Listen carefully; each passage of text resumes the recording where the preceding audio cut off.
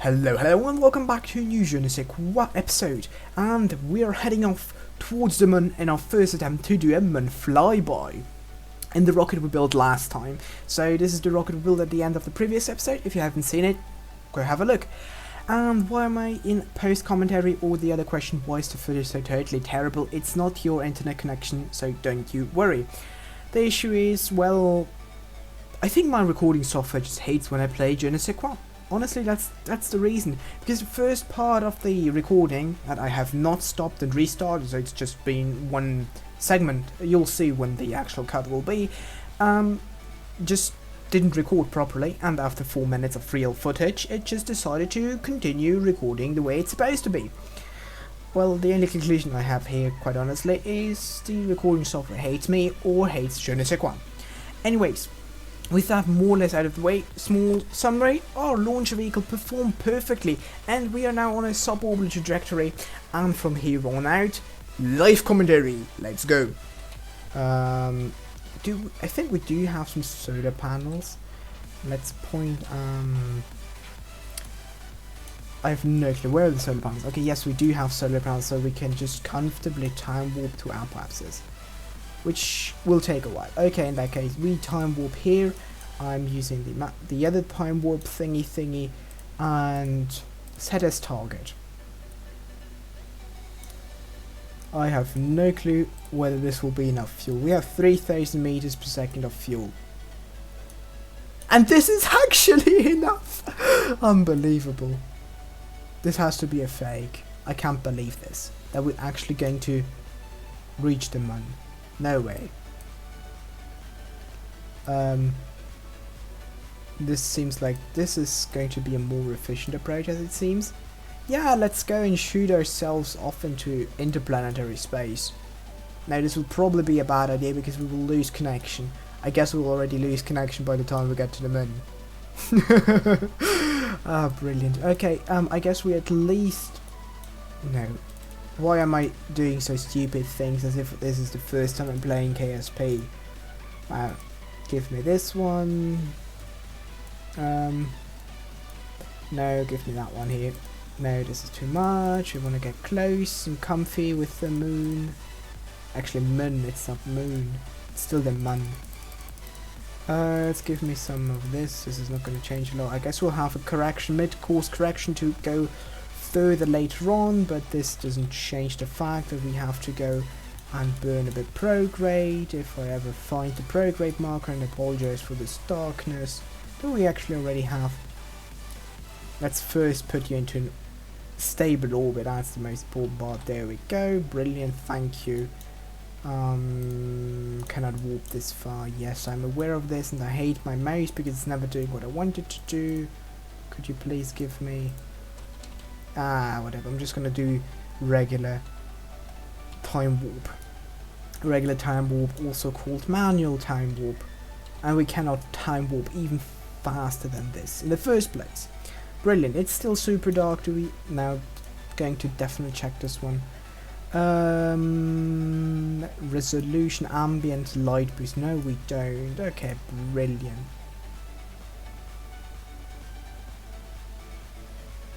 Wait. Except it's still dark.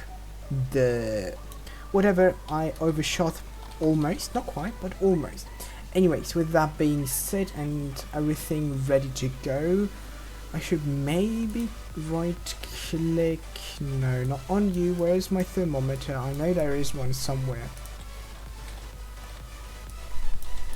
Where's the thermometer? There. Oh, it's actually a barometer. I'm gonna pin it so we can do pressure readings once we're around the moon. But for the time being, since we are now heading out to the moon and we already have a maneuver node, I'm going to skip once the maneuver node is completed and once we're close to the moon. See you in a second, because I guess the stage burning is not the most interesting thing. Here we are at the edge of the sphere of influence of the moon. I did a small correction burn to get our periapsis closer to it, and if the sun is a bit too bright, but that's the moon, if you can see it down there. I really hope you can actually, otherwise this will make for a too good thumbnail. Anyhow, we can see Kerbin in the distance, quite small, but the most interesting part is obviously the pressure reading that we're going to send immediately back to the KSC, and with that we actually complete our contract. Where is the contract? There we go. Exploring the moon. 800 science points. No, that would be really good. No, funds. We also get first milestones. Flyby of the moon. We escaped gravitational influence of Kerbin because in the meantime we actually accidentally got a, how is that thing called? Escape trajectory out of Kerbin, but that's just a detail. Scientific data from the moon, brilliant.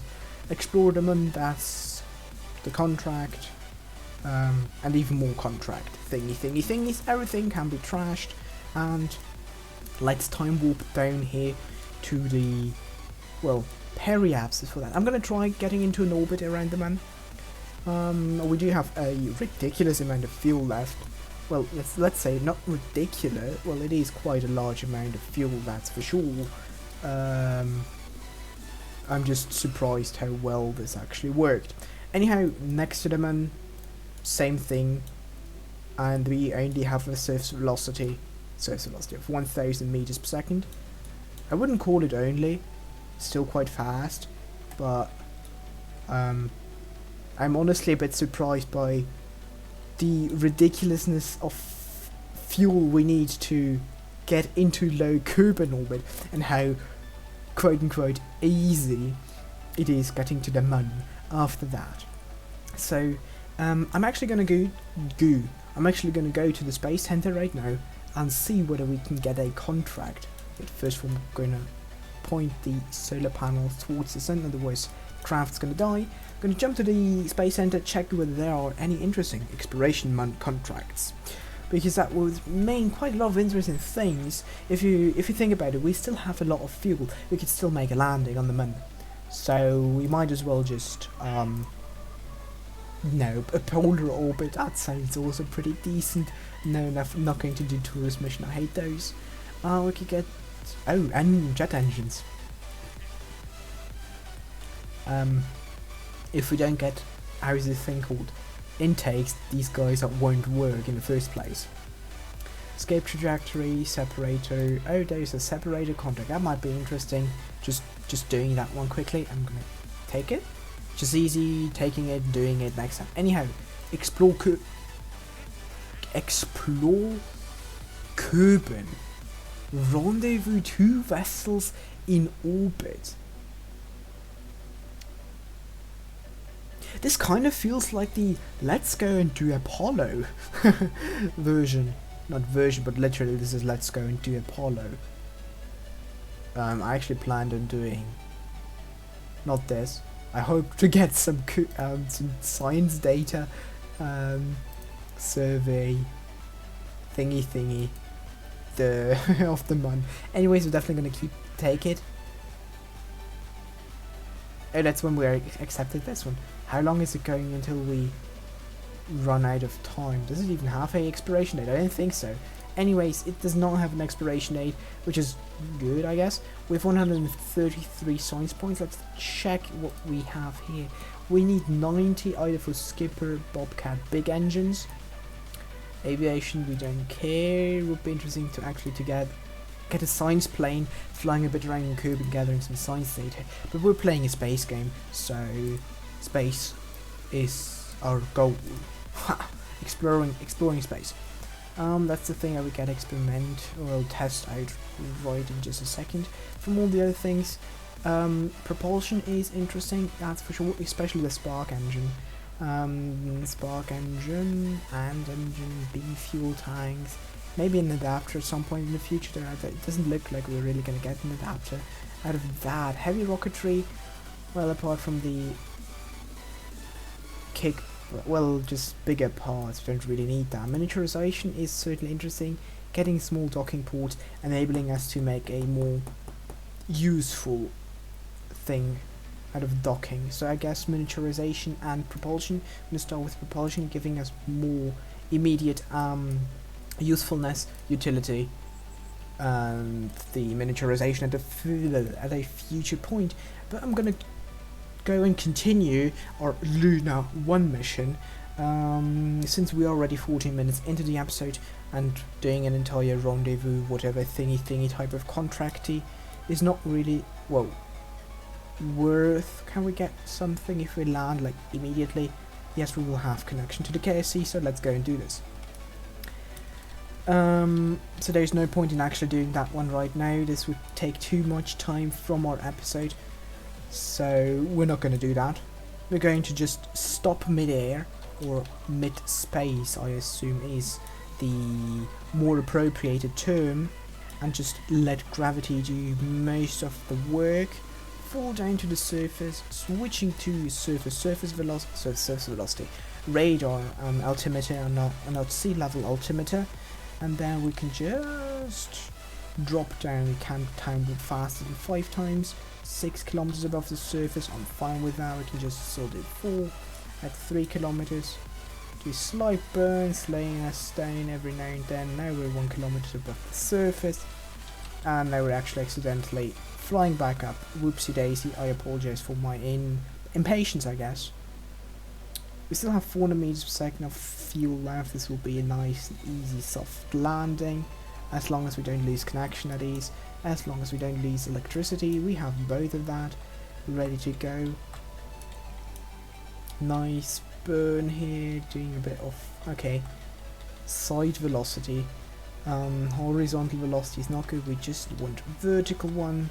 Brilliant. Now we're just coming down, falling towards the surface. Nice and careful, because we're going to land on an engine, so should be more careful than if we had some actual landing legs. But this means we can actually build a nice actual lander in the next episode, well, or at least in 2 episodes. There we go, we landed on the moon. We get science data from moon lowlands. They say insanity is doing the same thing multiple times and expecting different results. You check the atmospheric pressure again. Anyways, because we're still in a vacuum. And obviously we're going to send the data back, netting us, where is it, a bunch of data. World first, entered orbit moon, check. Suborbital moon, check. Landed on a moon, check. Now we have a bunch of money, a lot of free funds, 500,000, half a million. We can go back and expand our astronaut complex. One question I want to ask before doing that.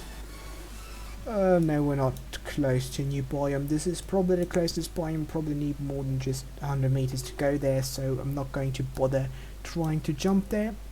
With that being kept in mind, we have completely and more than